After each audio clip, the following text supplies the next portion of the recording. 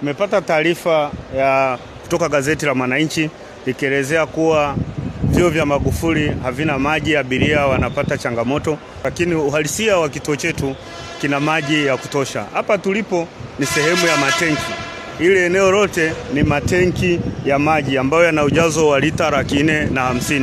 Lakini pia upande wa chini tuna matenki ambayo yana ujazo wa lita 100, ambayo jumla tuna ujazo na tuna akiba ya maji ya lita 460,000, ambayo maji hayo ndio yanayotumika kuhudumia kituo cha mabasi Magufuli. Lakini pindi inapokuwa imetokea changamoto ya maji, tunachukua hatua za dharura za kununua maji kwa wasambazaji ambaye ni mzabuni tuliyempa kufanya kazi ya kuingiza maji kwenye kituo cha mabasi Magufuli pindi kunapokuwa na changamoto. Rai yangu kwa vyombo vya habari na waandishi wa habari, pindi tunapokuwa tunatengeneza taarifa ambayo ni sahihi, ambayo italeta tija kwa jamii, tunatakiwa tufike eneo husika, tuwasilishe taarifa na tuangalie changamoto, kwa maana changamoto ikoje na ina ukubwa kiasi gani, kuliko kupokea taarifa kwa wananchi au kwa mtu yoyote ambaye muda mwingine sio mhusika halali wa shughuli zinazoendelea kwenye eneo husika.